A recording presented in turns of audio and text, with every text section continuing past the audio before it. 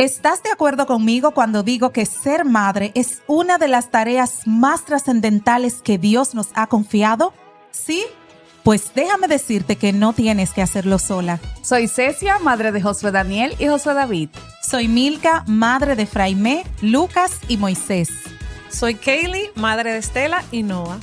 Y somos 3 amigas, 3 madres unidas por el mismo propósito. No podemos negar que la maternidad es tanto hermosa como retadora. Te invitamos a nuestra mesa, donde ponemos a un lado las diferencias y nos abrazamos y apoyamos mientras crecemos en este rol de la maternidad. Busca tu lápiz, prepara tu corazón. Esto es La Libreta de Mamá.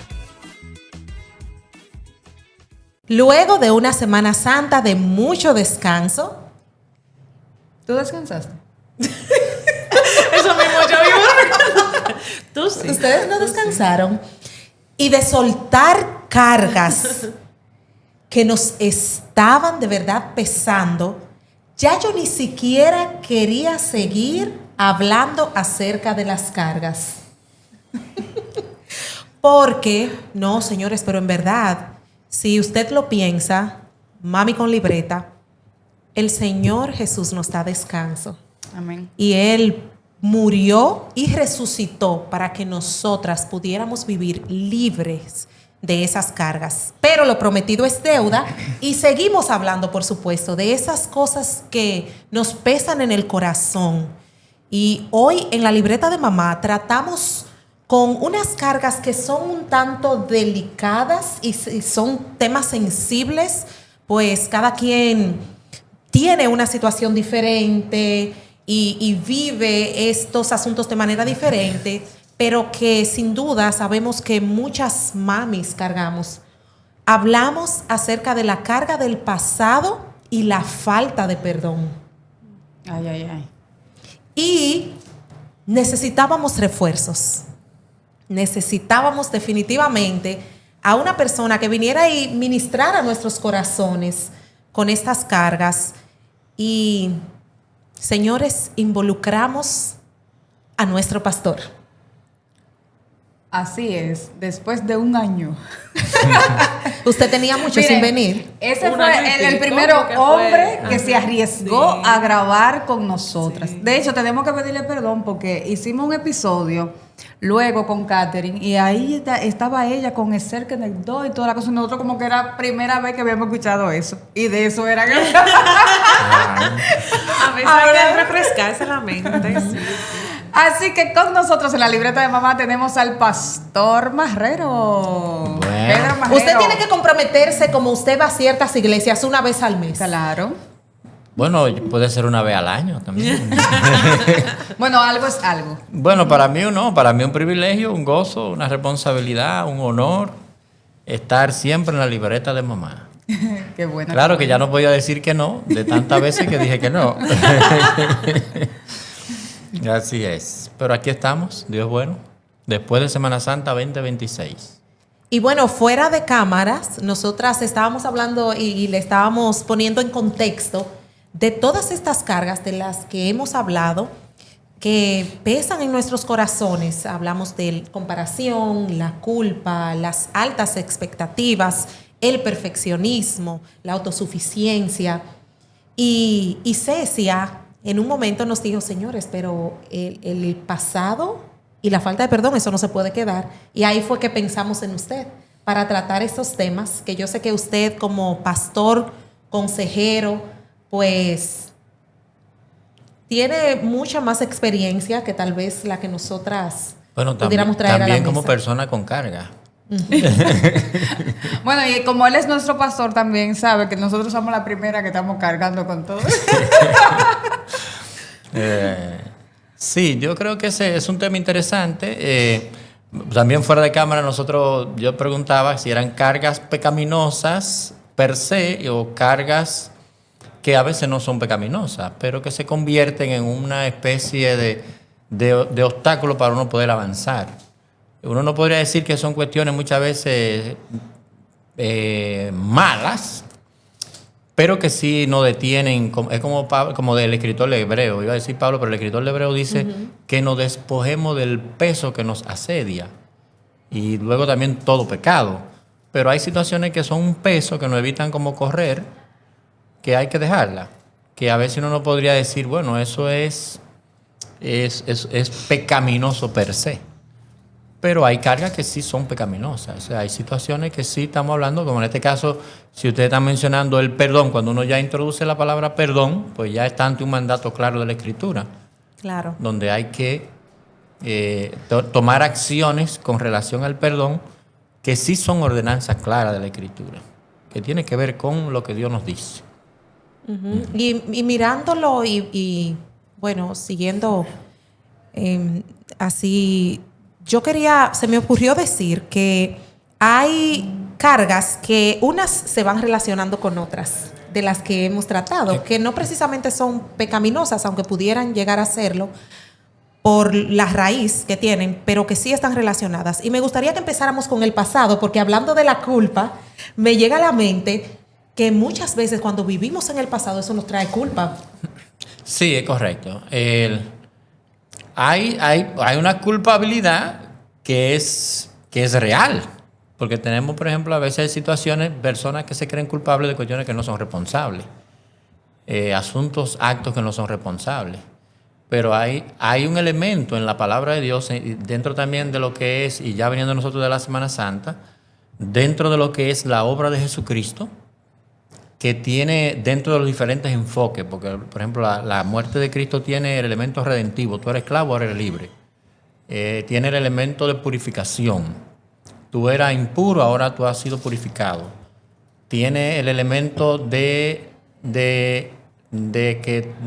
por ejemplo, con el caso de la propiciación, o sea, Dios estaba airado contigo, ya no lo está. Pero está el elemento también de limpiar la conciencia, en el que tú eras culpable y que tiene que ver con la justificación, ya tú no eres culpable delante de Dios. O sea, ha habido una obra eficaz en la que la culpa, porque el problema básico ha sido tratado, que era el pecado, ha sido también retirada. Entonces, independientemente de que delante de Dios teníamos una situación grave, ya viene esa escritura que nos dice: ninguna condenación hay para los que están en Cristo Jesús. Ahora, eso es lo efectivo. Hay un elemento que yo tengo que responder a eso, en el que yo debo decir, yo creo la obra de Dios en mi vida, y donde viene la aceptación. Y entonces la vida cristiana se comienza a edificar desde ese punto de libertad y de nuevo comienzo, en el que ya yo no tengo esa... ¿Por qué tener en mi mente que delante de Dios yo soy culpable? Ni delante tampoco de mis relacionados. Porque ya Dios de manera efectiva me ha perdonado la culpa y ha quitado esa culpa que tenía por la obra de Cristo en la cruz del Calvario. Entonces, en la práctica, yo tengo que comenzar a vivir de esa manera. Y en su caminar, ¿cómo usted ha visto? ¿Cómo se logra esa parte de la aceptación? O sea, porque hay muchas personas que es muy bueno como teóricamente, ¿verdad? Sí. Mira, porque la experiencia cristiana, o sea, la experiencia de conocer a Dios, de tú entender el Evangelio, encontrarte con Jesucristo, no siempre es igual en... Eso, ¿verdad? Uno encuentra personas que reaccionan de manera diferente. Hay personas con las que, por ejemplo, de que ponen su fe en Jesucristo, esas personas viven, o sea, tienen una conciencia de su libertad, de ser hijos de Dios, de estar en Cristo, ser nueva criatura, bien, que no parecen dar dificultades, más que tú trabajas con ellos en el proceso de crecimiento, ir conociendo lo que eso implica, etc. Hay personas que han hecho daño con sus decisiones y hay algo en específico, qué sé yo, se destrozaron una familia, no criaron a sus hijos, cualquier cosa así. Y entonces ellos siguen luchando con eso. O sea, yo no hice eso que yo tenía que hacer. Y entonces llegar a comprender que Cristo también pagó por eso, porque está el elemento de no poder resarcir. Cuando ya se ha perdido la oportunidad de tú poder resarcir lo que hiciste, que muchas veces, como sucede, ya tú no puedes recuperar una relación, ya se perdió. O sea, esa persona comenzó otra vida o ese muchacho ya no quiere tener una relación contigo porque ya es un adulto, es independiente y tú no le interesas. Ya tú no tienes razones, o sea, hay una cuestión que te persigue de que tú quisieras tener esa relación, pero tú vienes a Cristo, Dios perdona todos tus pecados y ciertamente ojalá eso pudiera sanar, pero ya no depende plenamente de ti. Entonces hay cuestiones que ya uno tiene que dejarla ahí, donde en la mano de Cristo. Creo que los consejeros dicen es, el pasado debe dejarse en su lugar. Eso no significa que tú no te vas a acordar, que eso no va a venir a tu memoria, pero eso no debe convertirse en una cuestión que te detenga. Siempre el perdón, aunque tú te venga al recuerdo ese tipo de acción que fue, dice la Biblia que hacíamos cosas de las cuales no avergonzamos. Entonces eso es una realidad que el pecado aflige, pero una vez el pecado perdonado y una vez que hemos sido liberados de esas consecuencias digo de las consecuencias judiciales delante de Dios, porque hay consecuencias temporales de las cuales nosotros no nos vamos a librar. O sea, yo en un momento de locura me embriago y salgo a la carretera y un vehículo me choca, me rompe una pierna, yo puedo arrepentirme de mi pecado de embriaguez, pero yo tengo que enyesarme la pierna. ¿Me entiendes? Y tengo que entrar en un proceso de terapia y de recuperación. Entonces sucede mucho eso también dentro de las relaciones. Pedimos perdón y somos perdonados y tenemos que comenzar a construirle de ahí. Pero hay situaciones que hay que pasar por un proceso terapéutico de sanidad para entonces yo poder irla superando poco a poco. Y yo siento que en la maternidad hay muchas cosas que a veces uno carga del pasado. Cómo enfrenté la maternidad al principio, las cosas que no hice por mi hijo, cómo incluso nosotras fuimos a una conferencia y uno de los que estaban exponiendo dijo, óyeme, yo hubiera querido saber estos principios que sé hoy de la crianza hace 30 años, cuando empecé a criar. Correcto. O esa amiga que yo me encontré que me dijo, manita, no sabes que el Señor me ha sanado, mira, esta información me llegó justo a tiempo para esta nueva vida que voy a empezar, pero ojalá lo hubiera sabido hace 5 años cuando enfrenté tal situación y no la supe manejar. Entonces muchas veces cargamos con ese pasado, a veces de cosas hasta que no hicimos. Sí, es correcto. Mira, nosotros siempre estamos aprendiendo. Entonces nunca estamos en una posición donde sabemos todo para hacer lo que tenemos que hacer. Siempre estamos en una posición de seres limitados. Como padres. O sea, yo no creo que exista un padre en su primer niño que yo tengo todo el conocimiento de la crianza. Ni en el segundo, ni en el tercero, ni en el cuarto, ni si tiene 20. Exactamente. Entonces, siempre vamos a estar en ese proceso de aprendizaje. Entiendo que uno tiene que confiar en Dios en cada etapa de la vida. Incluso cuando, los míos ya son adultos, por ejemplo, mis niños, pero ahora yo tengo más conciencia que debo de seguir dependiendo más en Dios a pesar de que ellos son adultos. Para seguir de alguna manera enseñándole algo de Dios, enseñándole la palabra de Dios, dándole algún consejo, enfrentando nuevas situaciones que uno no se imaginaba. Yo sé que quizás de aquí a 10 años, yo voy a decir, como también decía esa amiga tuya, quizás si hubiese sabido eso que aprendí ahora, igual hay muchísimas cosas que yo veo ahora y digo, wow, si yo lo hubiese sabido en el proceso de cuando estaba con muy pequeño. Y es más fácil viéndolo hacia atrás. Es más fácil distinguir como que es bueno y que no. Correcto. Pero hasta en el momento quizás hubiese sabido o alguien te hubiera dicho. Y no lo implementa porque tú no... O sea, como que mirando hacia atrás siempre es más fácil. Es correcto. Hay padres que han aplicado métodos de crianza muy, muy buenos. Y de hecho tienen 2, 3 niños. Y uno o dos han salido excelentes. Y otro, tú dices, no, pero no fue el mismo método de crianza. Sí fue el mismo método de crianza. Porque hay un elemento también de responsabilidad. Que ese niño algún día, cuando sea un adulto, va a tener que responder delante de Dios. Pero hay padres que han hecho lo que han tenido que hacer. Y entiendo que delante de Dios va a premiar eso. igual va a exigir a los hijos la responsabilidad también de responder a ellos. Creo que en el libro de Ezequiel, el pueblo había desarrollado un refrán que decía: los padres se comieron las frutas agrias y los hijos tienen la dentera. Como nosotros en buen dominicano habíamos dicho, los padres se comieron el limón y los hijos tienen los dientes botos. Era que decíamos, se ven botar los dientes. Cuando tú tenías... Entonces, Dios le manda a decir con Ezequiel, no, aquí va a ser cada quien responsable, ¿verdad? No morirá el padre por el hijo, ni el hijo por el padre. Cada quien morirá por su pecado. Es un elemento de responsabilidad interesante para el momento histórico que ellos estaban viviendo. Claro, en el Pentateuco tú encuentras la responsabilidad de los padres de repetirle a los hijos la palabra de Dios y todo eso. Y los padres tenemos esa responsabilidad, ciertamente. Sin embargo, nosotros no somos 100% responsables, porque ese niño es una voluntad independiente.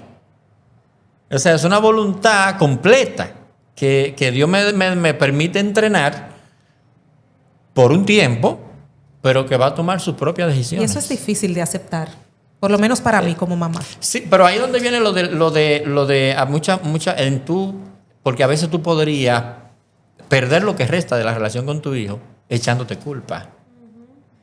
¿Tú me entiendes? Entonces, para poder seguir edificando en lo que te resta, porque tú nunca dejarás de ser mamá de tus hijos, ni el padre dejará de ser papá de sus hijos. Entonces, eso también, esa posición te va a restar creatividad para tú seguir confiando en Dios y seguir creando cosas positivas para que esa relación siga creciendo. Y de hecho sigas recibiendo gracias, porque tú vas a seguir también dando consejos todavía, quizás instruyendo. ¿Tú me entiendes? Hay padres que enfrentan situaciones muy difíciles. A veces, qué sé yo, su hijo en algún lugar del camino tomó una decisión que no era la más provechosa ni para su futuro, ni para lo que la familia le había estado comunicando, ni para la inversión que se había hecho en el niño. Se le pagó escuela, que se le pagó colegio, y entonces este muchachito vino y hizo esto, por ejemplo. Y entonces comenzar esa introspección: ¿qué fue lo que hicimos mal? ¿Dónde fue que fallamos? Comenzar una discusión entre esposo y marido, que era que tú no llegaba a la hora, y que ¿tú me entiendes? Entonces comenzar a buscar para dañar no es ningún provecho. Uno tiene que siempre tratar de entender que Dios nos manda siempre edificar sobre roca. Entonces, y es en el presente siempre. Siempre se da en el presente. Hay que edificar sobre la palabra de Dios. Ok, vamos a recomenzar. Es interesante. Domingo de Resurrección es un nuevo comienzo.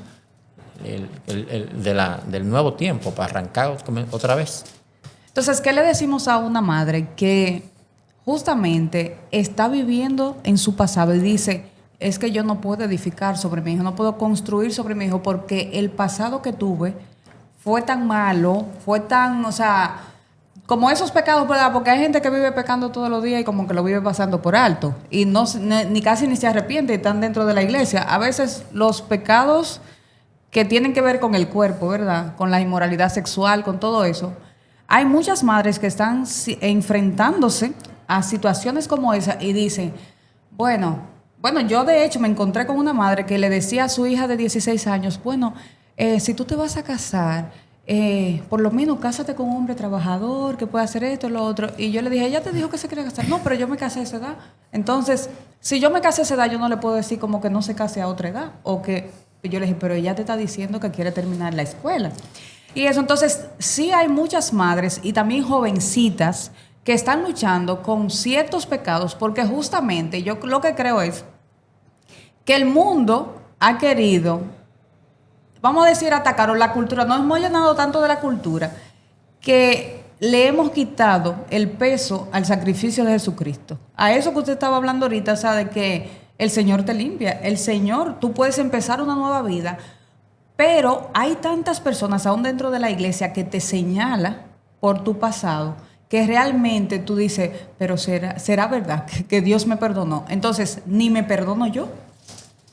ni eso me permite edificar. O sea, el peso del pasado, que son unos grilletes, ¿verdad? Que no me dejan avanzar hacia adelante y tampoco me dejan sobreedificar en mis hijos. Y ese es un caso interesante.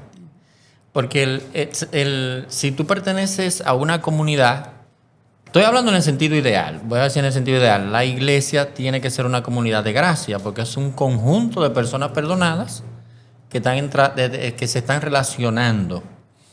Entonces, la familia, que también funciona como una comunidad, debe ser como una comunidad también de gracia. Claro que a veces nos convertimos en una comunidad de ofensa y cosas así. No debería ser. Pensando, por ejemplo, en el texto de Pablo, en Efesios, terminando capítulo 4, versículo 32, que yo lo tengo aquí, que dice: antes bien ser benignos unos con otros, misericordiosos, perdonándoos unos a otros como Dios nos perdonó en Cristo. La palabra perdonar ahí es dar gracia. De hecho, Pablo lo había usado más adelante, más atrás creo, cuando hablamos, tenemos que sea sazonada con sal, de modo que demos gracia al oyente. No es que le demos las gracias, sino que hablemos, que haya gracia en lo que decimos. Mi hablar tiene que ser con gracia. La manera de yo hablarte tiene que ser una manera que busque edificarte. Superar esa situación sobre la base, claro, de lo que Cristo ha hecho. Igual, si yo me hablo a mí mismo, uno nota a los salmistas hablándose a ellos mismos. Hablándose a su propia alma.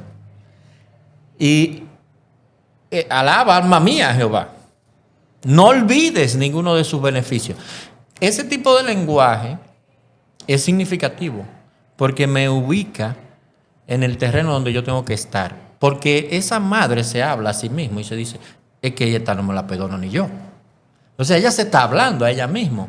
Ella tiene un diálogo consigo mismo en el que ella no se perdona. Y está reforzado por la comunidad de que verdaderamente eso no tiene perdón. Entonces uno comienza aceptando lo que Dios dice y comenzamos a comunicar esa gracia hacia nosotros, porque hay que reconocer que nosotros hay momentos en el que tú tienes que hablar contigo mismo y decirte: no, eso no está bien. Lo que Dios dice es que tú tienes que pensar todo lo justo, todo lo bueno, todo lo amable, todo lo que de buen nombre, para entonces, y la paz de Dios, dice Pablo más para abajo, ahí va a estar con ustedes cuando estoy llenando mi mente de eso. Y eso es lo que va a salir hacia afuera. Las personas los que escriben, sea ficción o historias reales, dentro de sus muchas técnicas para engancharnos, está la técnica de herir al personaje. Entonces, dependiendo cómo el personaje maneja esa herida, ellos determinan si es héroe o villano. Entonces, a nosotros no nos gusta leer obras donde el personaje no tiene una herida, porque no parece humano. Entonces, ¿qué hace? Hay una herida en el personaje, o sea, le mataron el padre o la madre, lo violaron, lo maltrataron, lo humillaron. Entonces, si el muchacho logra superar, o esa persona logra superar esa herida, es el héroe. Ahora, si no logra superar la herida y edifica su vida sobre esa herida y comienza una vendetta, una programación, entonces es villano. Entonces, nosotros, ¿pero por qué eso atrae tanto? Porque la vida es real. ¿Qué es lo que pasa en la vida? Me pusieron una herida, quien fuera, mi papá, mi vecino, un profesor en la escuela, mi tío, mi hermana, mi esposa, mi esposo, quien fuera. Esa herida va a determinar, como yo la trate, si es héroe o villano. Entonces, si comienzo a edificar sobre esa herida una programación de venganza, de odio, de rechazo, de difamación del otro, porque quizás a veces yo no te tiro una piedra, pero entonces comienzo con esa cesia, no te juntes, porque y entonces comienzo toda una trama donde yo sí te estoy fusilando de alguna manera y me estoy desquitando de alguna manera. Entonces creo el villano. Esa herida crea el villano. Mencionaba el caso de José. tenemos villano héroe. Dependiendo de la herida. Sus hermanos lo hirieron profundamente. Cuando él tiene la oportunidad y tiene todo el poder y tiene todos los recursos y tiene todo, ¿cómo actúa? Desde la sanidad, promoviendo el bien, bendiciendo a sus hermanos y desde el punto de vista teológico diciéndole, esto parecía que era para mal, resultó para bien. Al final, cuando él entendió lo que Dios estaba haciendo. Entonces yo entiendo que tenemos que hablarnos en gracia y hablar en gracia a los demás. Si vamos a edificar, por eso hay que tener fe en lo que Dios dice, confiar en lo que Dios dice. Y yo le decía, estábamos hablando que muchas veces nosotros como padres, bueno, que hemos hablado en episodios anteriores acerca de eso, que nosotros somos somos la imagen de Dios para nuestros hijos, o sea, en el sentido de que ese Dios abstracto, ¿verdad? Que ellos no pueden ver, debe ser visible a través de nosotros. Correcto. Y muchas veces nosotros criamos de una manera no bíblica, vamos a decir, de acuerdo a nuestras personalidades, de acuerdo a cómo me criaron a mí, simplemente repito patrones o hago esto, aquello. Y puedo estar trabajando en mis hijos de una manera que ellos tampoco reciban perdón. Ni perdonen ni reciban perdón. Sí, tiene correcto. Por apellidos, porque nos hacemos orgullosos entonces del apellido, porque mi nombre, el que está ahí en la familia, nosotros no pasamos esto, no pasamos aquello, pero tampoco no extendemos gracia y no perdonamos. Entonces, así mismo, cuando Dios tiene que perdonarlo por algo, Él no va a aceptar el perdón de Dios. Sí, es correcto. Yo creo que este es el corazón de la discusión. Hemos sido creados de imagen de Dios. Entonces, miren, por eso es que perdonar es tan difícil. Y requiere de tanta gracia. Del ejercicio del Espíritu de Dios en nuestros corazones. Porque el momento en que más nos parecemos a Dios es cuando perdonamos. O sea, porque el perdón es la conjugación de todas las virtudes juntas. Entonces tiene que poner amor, misericordia, bondad, justicia, todo junto. Hasta la fe. La fe, todo junto. Tiene que poner todo junto.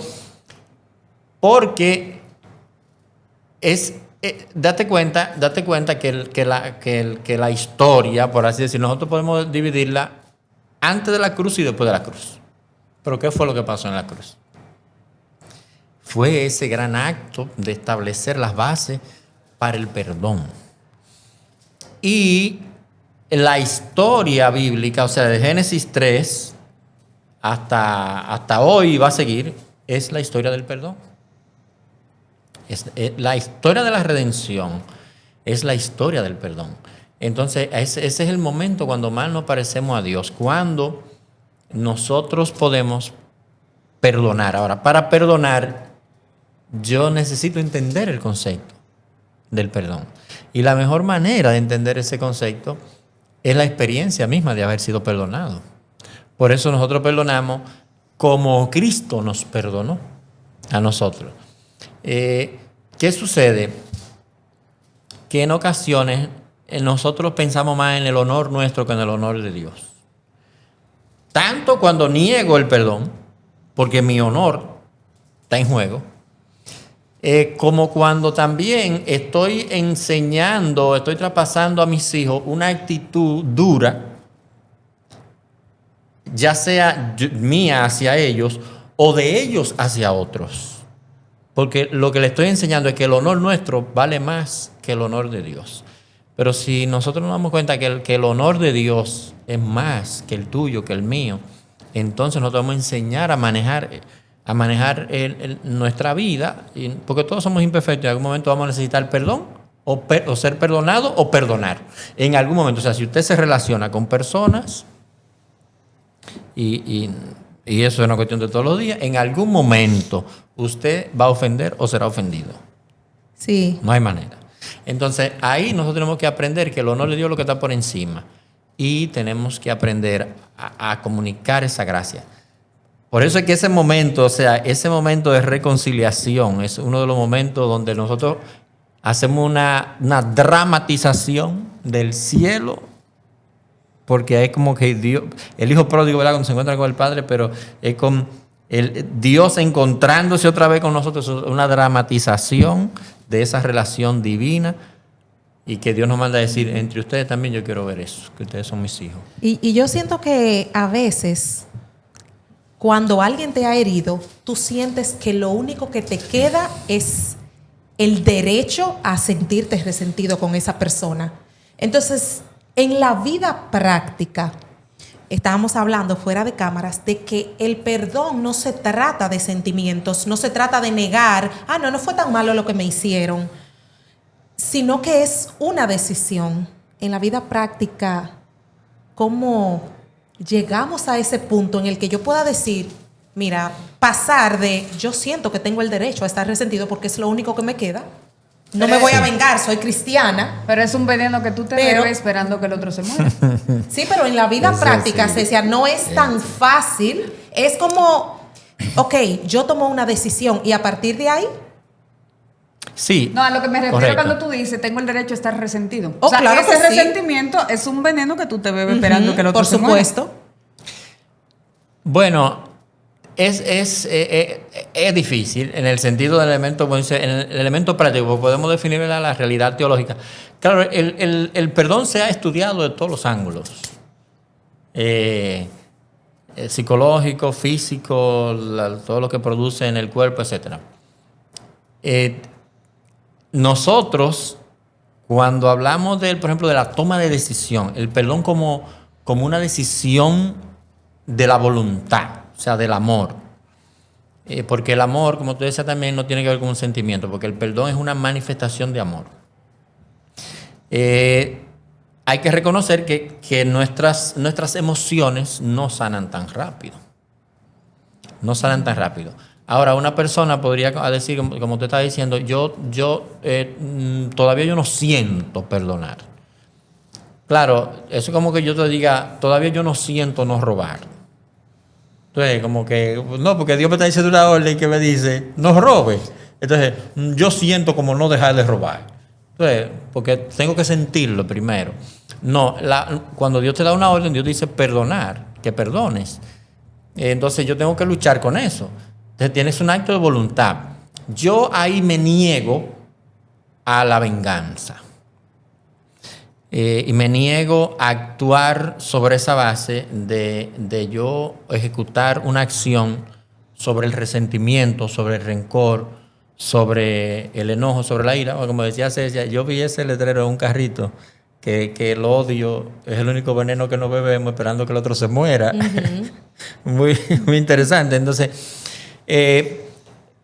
yo debo obedecer a Dios, lo primero. Ahora, eso no implica que no me voy a acordar, porque a veces decimos que perdonar es olvidar. No, perdonar es yo no usar ese recuerdo para hacerte daño. Cuando me recuerde de eso, yo voy a decir, yo lo perdoné eso. Y yo no puedo usar eso ahora para herirte. Un esposo o una esposa que por alguna situación, ¿verdad?, ya hayan entrado en una reconciliación y un perdón, entonces ya esa situación perdonada no debe usarse como un arma, como un cuchillo que yo tengo, que te lo enseño cada vez para mantenerte en control. No, porque eso ya es manipulación. Entonces yo estoy usando una debilidad o una situación que debió de haberse perdonado, lo estoy usando como un elemento de presión. Te lo saco cada vez. Entonces eso no es lo que el perdón quiere hacer. Porque tú no has liberado eso. Tú te lo estás trayendo, cada vez lo estás trayendo y afecta. El perdón es cuando ya esa situación no afecta la relación, en el sentido de evitar que pueda seguir creciendo. Claro, tú puedes decir, pero yo no puedo comenzar de manera inmediata a tratar a esa persona igual. No, porque la confianza no es como el perdón. El perdón se otorga por gracia, o sea, no es porque la otra persona lo merece, pero la confianza es por obra. La confianza es por un pedigrí, o sea, la confianza se edifica. Y si tú sacas los ladrillos de la confianza, se cae. Pero yo no voy a comenzar un proceso no te voy a comenzar a perseguir. Pero la confianza tiene que ganártela. ¿Tú me entiendes? O sea, para yo volver a confiar en ti, porque la confianza requiere un cúmulo de cumplimientos. Vino a las 9, me dijo que iba a venir a las 9, vino a las 9. Me dijo que iba a venir a las 10, vino a las 10. Me dijo que me iba a traer un helado, me trajo un helado. Me dijo que iba a venir solo, vino solo. Me dijo que iba a venir, vino. O sea, hay un cúmulo de cumplimientos que tú dices, no, se puede confiar. Pero en un cúmulo de incumplimientos, tú no puedes tener confianza. O sea, me viene a las 10, me dijo que viene a las 10, vino a las 1. Entonces eso se repite y dice, no se puede confiar en esa persona. Independientemente que tú no comiences una guerra contra ella. Pero tú no puedes tener confianza. Siempre tener un plan B. Ay, sí.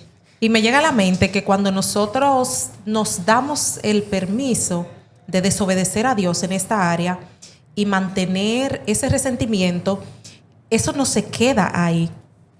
Eso va a pasar de generación a generación. Claro. Eso va a tocar la vida de todas las personas que están a nuestro alrededor, especialmente la vida de nuestros hijos. Sí, porque mira, ¿cuáles son las alternativas? Cuando Pablo dice en Efesios, quítese de vosotros toda amargura, enojo, ira, gritería, maledicencia y malicia. O sea, ¿cuál es la alternativa a la falta de perdón? Es una vida amargada. O sea, la alternativa a la falta de perdón es una vida amargada. Hay personas, de hecho, que hacen reacciones físicas que tú dices increíble. Cuando viene alguien, si están en el mismo círculo, por ejemplo, entra alguien aquí que te ha hecho un daño y tú entras en una crisis emocional porque tú quieres vengarte o lo que sea, que él se pone malo. O sea, yo he conocido personas así que hay que sacarlo. O sea, llega alguien que en algún momento, hace 15 años atrás, le había hecho algún tipo de situación y no pueden respirar. Hay que sacarlo. ¿Tú me entiendes? Porque hay una situación que ellos quisieran como de quitarse. Porque eso no está borrado de su mente ni nada de eso. Entonces, te crea un elemento a ti, pero también envenena tu círculo. Tú comienzas de alguna manera u otra a predisponer al otro hacia esa persona. Y eso mismo, como con el ejemplo de la hija, como porque la mamá se casó joven, como que la hija, o sea, tú le estás predestinando que vaya a pasar porque no ha permitido que Dios obrara ahí. O sea, puede ser un ejemplo, como usted estaba diciendo antes también, como que es donde Dios muestra su amor y su gracia. Y si no, nosotros no nos podemos perdonar o perdonar a otros, como que no estamos permitiendo que esa historia vuelva a ser una historia de Dios y no de nosotros. O sea, como para que en el futuro, o sea, yo pensando, por ejemplo, en esa hija, pero esa hija también pudiera ver cómo no hacerlo a través de eso y ver cómo a pesar de Dios lo usó para el bien. O sea, como que no la descalifica completamente. Y yo me imagino que, o sea, todos tenemos algo de eso, pero dejar que Dios pueda obrar en nosotros para que Él, o sea glorificado. Porque hay muchas cosas que nosotros lo agarramos tanto y Dios no nos ha dicho que tenemos que cargar con eso. Que llevar esa carga, sí. Yo, creo una vez leía un ejemplo de una jovencita, creo que había sido abusada por creo que era su padre o su padrastro. Creo que su padrastro. Entonces en la consejería ella le decía al consejero ese, ese señor me echó a perder los primeros 15 años de mi vida. Entonces él le dijo, bueno, y tú vas a echar a perder los 65 otros años de tu vida. Porque tú vas entonces a vivir con él ahora el resto de tu vida. Hay un momento donde tú tienes que parar. Señor, yo perdono, yo me libero de eso. Y yo estoy en tus manos. Y de aquí en adelante yo quiero edificar mi vida, no como villano, prendo un plan, una cosa, sino como una persona que depende de ti y edificar ahora sobre estos años que tú puedas darme. Porque si nos ponemos a mirar hacia el pasado y en nuestros errores o los errores de los demás, vamos a perder el resto de los años que nos quedan. Así. Un llamado fuerte, sí. ¿Qué usted le diría? Me hace recordar ahora, pero con respecto al honor que usted estaba hablando, el honor mío, no el honor de Dios. De un padre que porque su hija o su hijo cometen un pecado contra Dios, no un error, un pecado contra Dios, esa persona su honor se ve tan afectado que por lo que él ora es porque el Señor se lleve a esa persona a que se pierda. Se lleve A su hijo. al hijo. Pero eso es un caso... No la vio venir. Un caso, no la vi venir. Mira, nosotros tenemos un alto concepto de la justicia. Cuando Pero- es para otro. Sí, no. Tenemos gracia, Tenemos un alto concepto de la justicia, pero no tenemos un alto concepto de la gracia. Y creo que es el salmista que dice que la justicia y la misericordia se besaron. Como se encuentran y se abrazan. Y la cruz es precisamente eso. La cruz es un acto de justicia. Dios mío, ¿por qué me ha desamparado? Pero es un acto de gracia. Perdónalo porque no saben lo que hacen. Entonces, conjugar esas dos cosas no es tan sencillo. Muchas veces nosotros nos ponemos del lado de la justicia y tomamos el derecho. Yo tengo el derecho y de hacer reclamo desde la justicia. Imagínate que Dios no hubiese tratado de esa manera, era el infierno para todos. O sea, si Dios no trata por lo justo, ¿qué es lo justo? Lo justo es la paga del pecado, que en ese caso sería como esa persona estaría visualizándolo. Pero el pecado, dice Dios, cuando abundó el pecado, sobreabundó la gracia, que uno debería decir, pero debe sobreabundar la justicia. Es la justicia que debe sobreabundar para que Acabe con el para que pecado. juzgue, exactamente, rayo y centella. Pero entonces dice, cuando abundó el pecado, sobreabundó la gracia. ¿Qué es la gracia? La gracia, porque siempre decimos que la gracia es el don inmerecido. Y eso está correcto. Pero la gracia es la habilitación para yo poder actuar como Dios. O sea, que Dios me habilita, me capacita para yo poder ser como Él. Entonces, por eso cuando Pablo está luchando con su debilidad y que Dios le dice, bástate mi gracia. ¿Cuál es la otra frase? Mi poder. Date cuenta que gracia es sinónimo de poder. Entonces, por eso explica cuando Pablo está escribiéndole las cartas a los hermanos, le dice que la gracia les sea multiplicada. Dice, ¿cómo va a ser multiplicada si ya me dio gracia? Lo que él está diciendo es, la gracia los capacite todos los días, esté habilitándolos para que ustedes puedan ser como Dios, como Cristo. Entonces, ¿cómo Cristo trata el pecado? Porque si ese niño está arrepentido de su pecado, quiere enfrentar su pecado por la vía correcta, ¿tú eres un estorbo entonces? Claro, ¿cómo puede ver a Dios? Exactamente, tú te estás poniendo en el medio de la gracia de Dios que quiere transformar esa situación y cambiarla. Además, también tú no estás entendiendo tu propia situación delante de Dios. En este momento estás haciendo una función de Satán. La palabra Satán significa opositor. Entonces, ahí no vea, el Señor le dice a Pedro, aparte de mí, Satanás. Pero tú estás haciendo una función de opositor, porque Dios quiere comunicar gracia y tú te estás oponiendo. Entonces hay que entender primero esa realidad. Dios al contrito y humillado no lo rechaza. Ahora, si tú eres una persona que te endurece ante el pecado y que lo está justificando, estamos en otra situación. Claro que yo como padre debería dolerme también de que mi hijo esté en esa situación. Pero debo comunicarle que la gracia de Dios, al que busca a Dios en medio de su situación, Dios lo perdona y lo restaura. Eso no es imposible. Y definitivamente nuestra relación con nuestros hijos requiere del perdón.